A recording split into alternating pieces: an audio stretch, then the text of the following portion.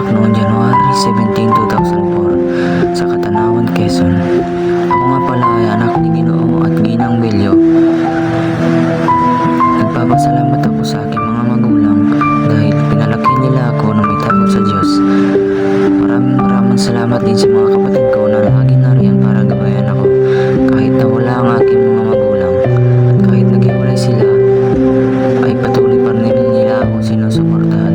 Nagpapasalamat ako sa aking ina dahil sa kanya ay nakapagpatuloy ako na aking pag-aaral. Ako nga pala ay nag-aaral sa paaralang elementarya ng Barangay San Pedro, Mulanay, Quezon, at dito rin ako nagtapos ng elementarya at nagpatuloy ako ng aking pag-aaral sa paaralang sekundarya ng Pakiing National High School, at dito rin ako nagtapos ng high school. At kasalukuyang nag-aaral ako ngayon sa Lyceum de San Pablo bilang first year college at kumukuha ng kurso na Bachelor of Science in Criminology. Alam kong mahirap ang aking tinatahak, pero patuloy ko itong tinutupad para sa aking mga magulang dahil hindi ko alam ang mga hirap na kanilang pinagdadaanan dahil ang aking ina ay nasa abroad na. Patuloy pa rin niya akong sinusuportahan kahit na alam niyang siya ay napakatanda na at hirap na sa buhay. Patuloy niya pa rin akong sinusuportahan dahil gusto ko matupad ang aking mga pangarap. Nagpapasalamat din ako sa aking ama laging nariyan para pakinggan ako at bigyan ako ng aking payo. Kami nga pala ay may pitong magkakapatid at kasalukuyang magkakahiwalay dahil sa aming mga problema. Alam kong mahirap ang mga pinagdadaanan naming problema at patuloy pa rin namin itong tinatapos at tinatahak. Kaya nagpapasalamat ako sa Diyos dahil binigyan nila ako ng mga magulang na laging nariyan at para gabayan kami. At kaya ako nga pala pinagpapatuloy ang aking pag-aaral upang maputol ang kahirapan sa aming buhay at mabigyan ko ang aking pamilya at aking mga kapatid ng magandang kinabukasan. Inaalay ko ang lahat ng ito para sa aking pamilya at sa aking mga magulang. Ang lahat ng ito ay inaalay ko sa aking mga magulang para naman matumbasan ko ang lahat ng kanilang paghihirap na inalay sa akin. Alam kong hindi mahirap ang malayo sa aking pamilya, lalo na sa aking ina na mahigit 6 na taon na kami nagkakahiwalay. Kaya sana naman matupad ko ang aking mga pangarap at ito'y pagpapatuloy ko para lang sa aming kinabukasan at ikabubuti ng aming buhay.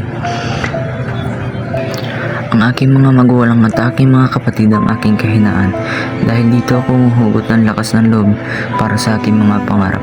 Pero pag nakikita ko silang nahihirapan ay parang nadudurog ang aking puso na para bang gusto ko nang tumigil sa pag-aaral dahil hindi nila ako kaintustusan sa aking mga pangangailangan. Pero nariyan ang aking mga magulang para ipagpatuloy ang aking mga pangarap. Sila rin ang dahilan kung bakit ako nagsusumikap at nagpupursige sa aking mga pangarap.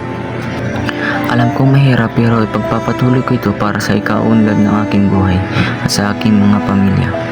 Sana naman ay maging maganda ang kahihinatnan nito para sa aking mga pamilya.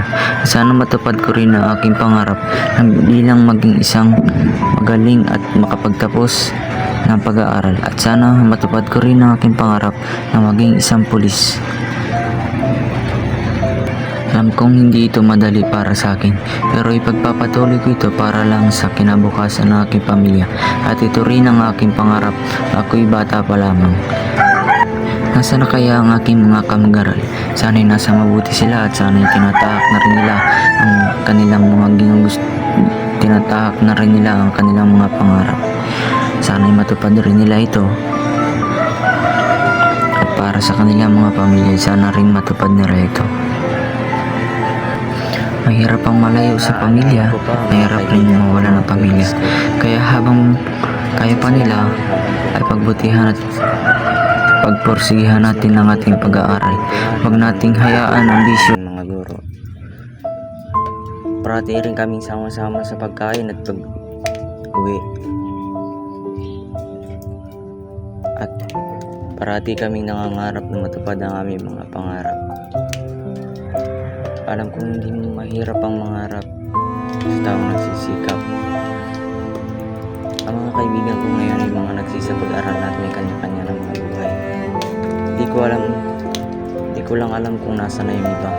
Pero yung mga malalapit kong kaibigan ay nariyan at nakakasama ko pa. Yan ang nangarap na sana matupad ang kanilang mga pangarap.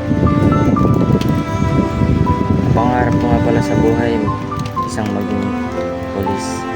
Para matupad ang aking mga pangarap na yun, bilang maging isang pulis, kailangan ko magsikap sa pag-aaral at makatapos sa kolehiyo na tinatahak ko. At ang kolehiyong pinag-aaralan ko ngayon ay sa Lyceum de San Pablo. At ang kinukuha kong kurso ay Bachelor of Science in Criminology. Sana pala rin ako matupad ang mga pangarap ko na bilang maging isang pulis balang araw.